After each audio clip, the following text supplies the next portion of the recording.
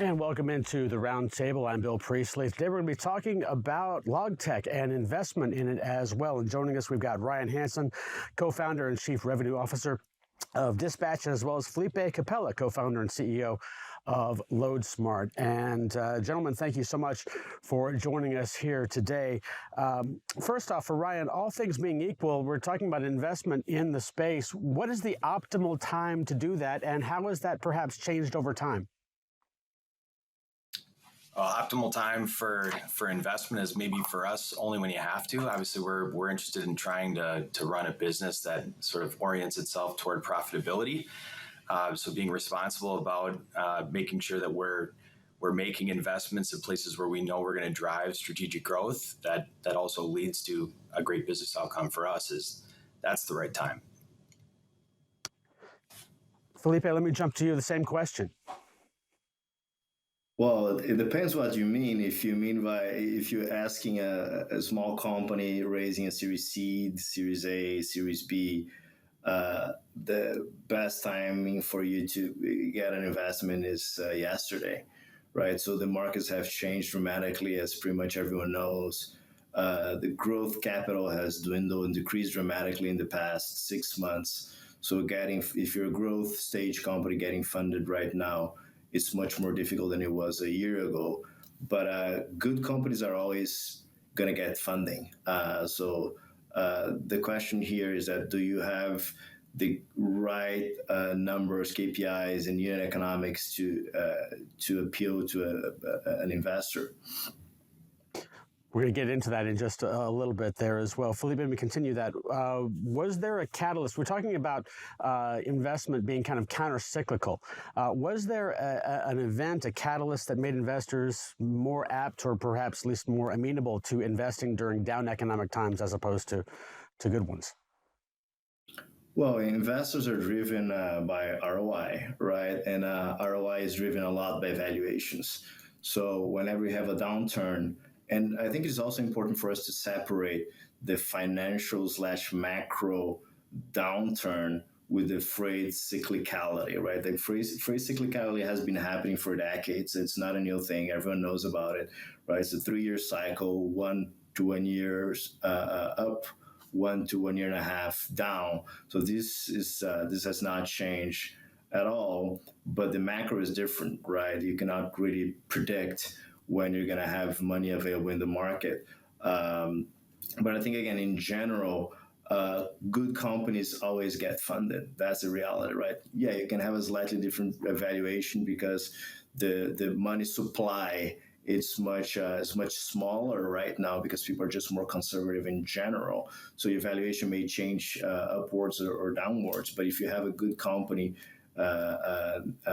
you always will get funded. The question is, what is a good company now in this new environment? And I think a good company now, at least from an investor perspective, is different from a good company definition a year ago, or 2 years ago, or 4 years ago.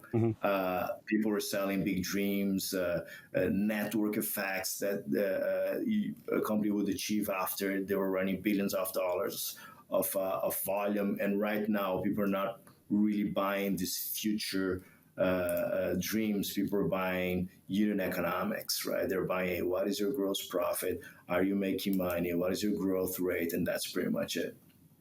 Ryan, let me come back to you here, and kind of the same question. Do you see anything kind of change perspective on where people were before versus how they are now in terms of investing counter-cyclically? But at the same time, as Felipe just mentioned, you've still got to have a good company. Yeah, I think the good investors are asking, I'm thinking back to our Series A, B, C, they're asking, assuming that there will be recessionary times, or that there may be times that are not, peak times.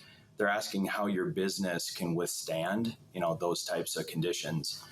And for us, we had, I suppose, as distributors prior to this, been through a few of those cycles. So we understood maybe that inventory carries would come down and folks would be a little bit more protective with their cash. And our business sort of orients itself to be even more valuable during those times. than even it is in a high growth period of time. So for us, I think we had every round that we've completed have started as we completed the Series A. We started looking at Series B firms and thinking about what's important to them and designing with the end in mind. I think when you're thinking about your business in that way, it's a little bit healthier to begin with, and then capital is a natural extension of just running a healthy business. We oftentimes talk about it. It's not that complicated.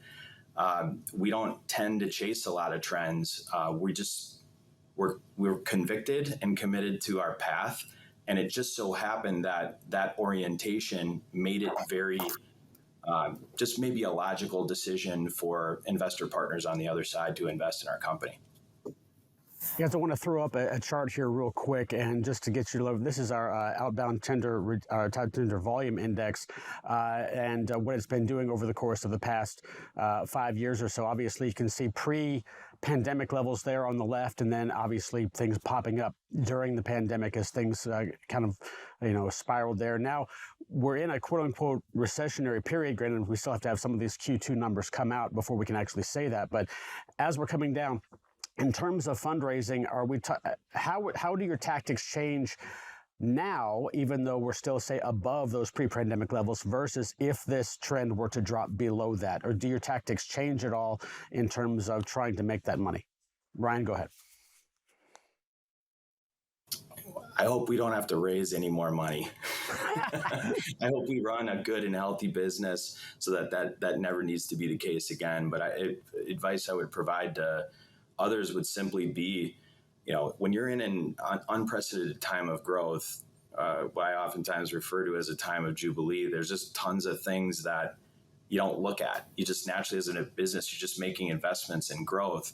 And you maybe forget that times may not be like this forever. So I'd encourage anyone who's looking to attract investment, maybe just to take a hard look at your business and where there are places to, make decisions that allow you to be a little bit more efficient with your capital. If you already have it, be really efficient with it right now.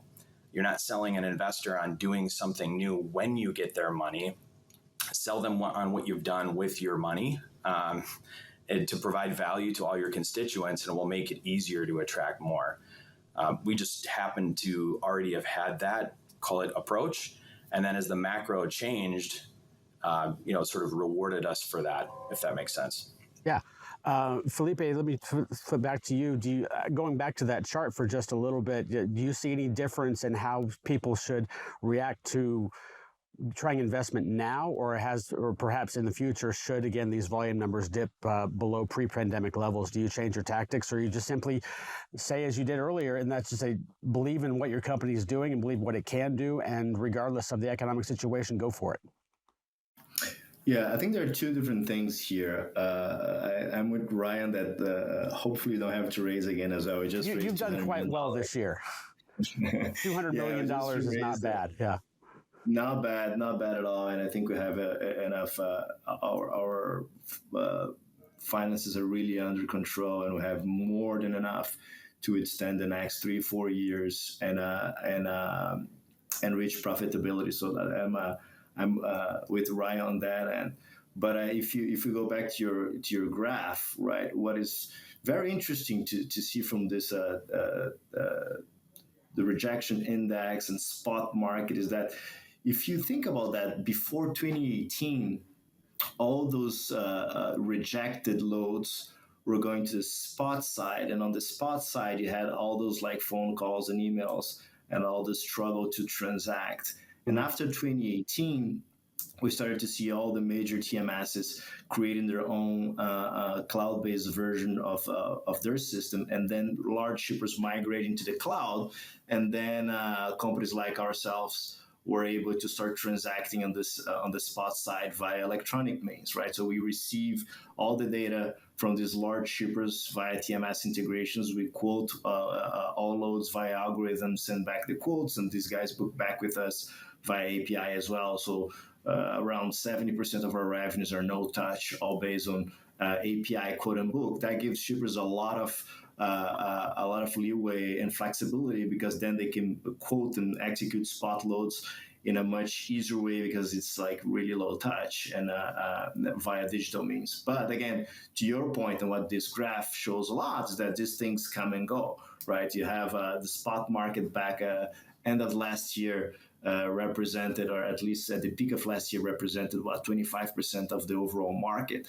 Now in July, spot market got down to 6%, right? So dramatic shift in terms of the type of the transaction, going from spot to contract. And we do have to withstand these large changes. Our strategy there is to really keep a good portfolio approach, meaning like have a healthy mix of contract and spot opportunities, so we kind of withstand all these different changes. Whenever spot decreases dramatically, we have a good contract and good relationship with our customers. Whenever spot gets up again, we have all of our technology, APIs, and quote and book digital flows to withstand. But again, to try to answer your question, if I didn't have enough money, it depends. If I'm a growth stage company, I'll try to restructure my finances today, meaning that if you have to take a down round, you take the down round today. Do not wait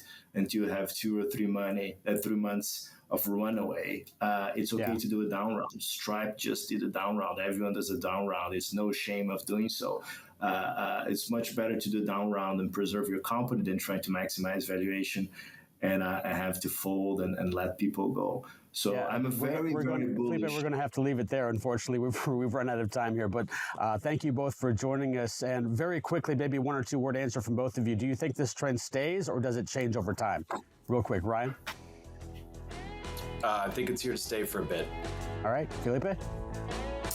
I think it will come back in 2024. All right, excellent. Thank you both for joining us. We'll take a short break and come back and wrap up the rest of our show after this.